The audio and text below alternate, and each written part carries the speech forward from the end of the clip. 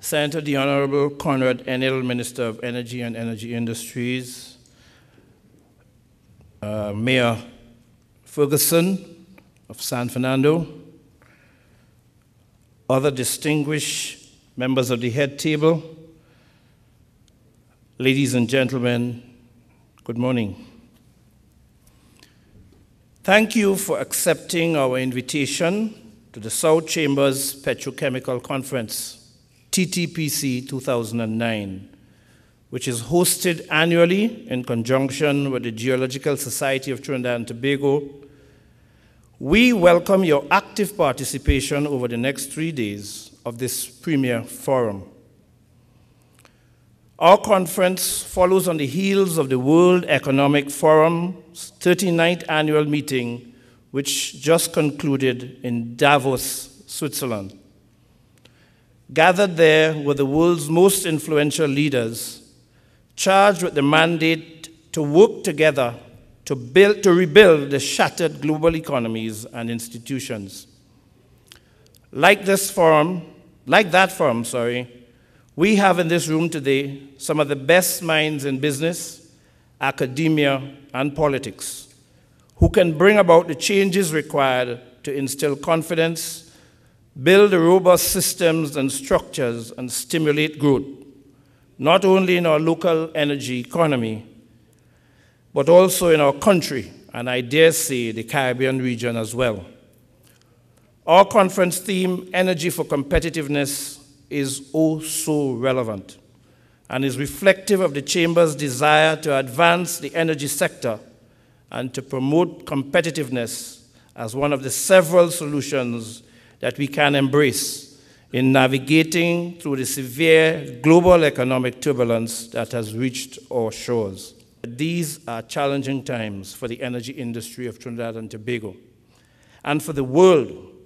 And the South Trinidad Chamber of Industry and Commerce, your energy chamber, is proud to play its part in constructive nation building by facilitating this unique opportunity.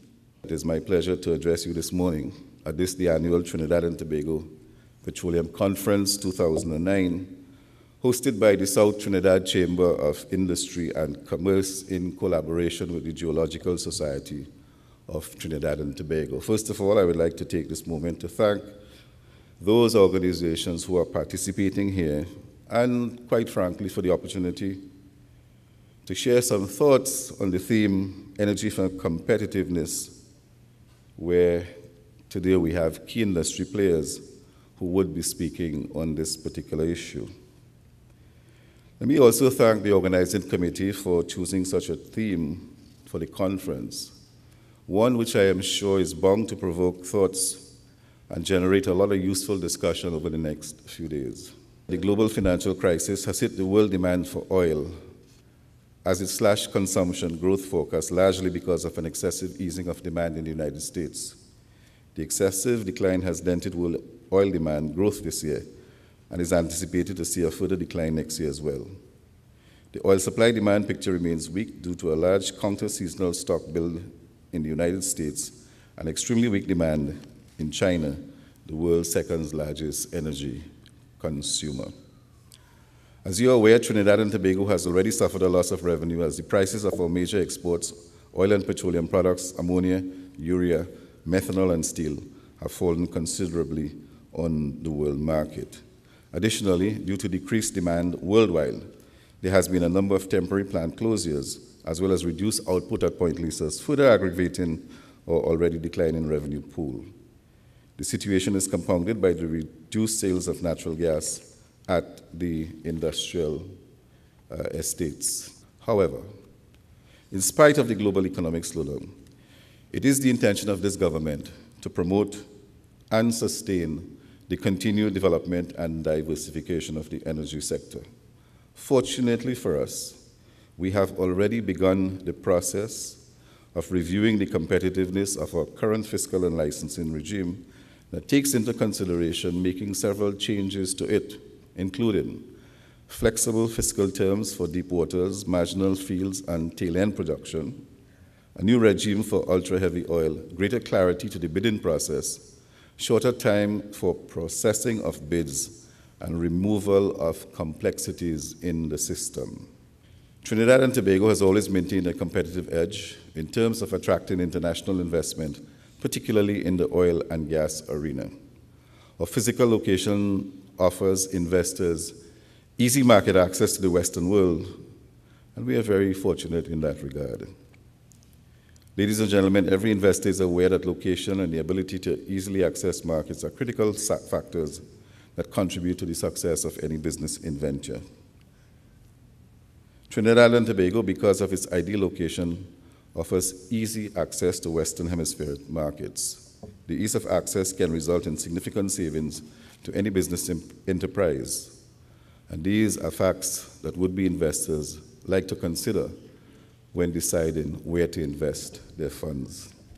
It is also a well-known fact that this country, because of the stability of its systems of government, offers investors a stable political and legal environment in which to conduct business.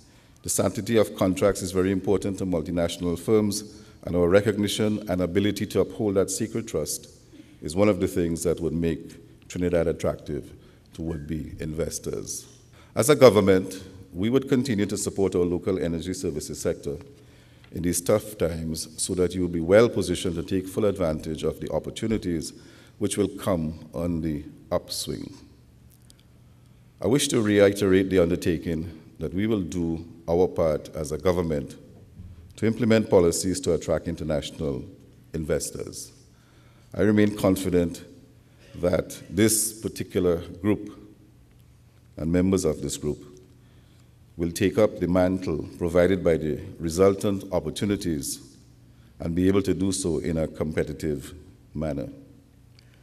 The message, therefore, is this. We have a clear view of the global situation. We understand the issues that are facing us. We know what choices we need to make in order to move us to a stage where we continue to grow and we continue to develop. We recognize the nature of this industry. We've seen it before. It goes into decline. It's cyclical in nature. We understand that at this particular point in time, there are some events that did not occur in the past. We're dealing with them. But this situation is emerging, and what is really required is an understanding that this too shall pass. What we need to do at this point in time is to collectively use the opportunity to make our institutions more relevant, to make our institutions more flexible, to use for the very first time the skills that we have collectively to create a new space for all of us. And in order to do that, we need to commit to Trinidad and Tobago.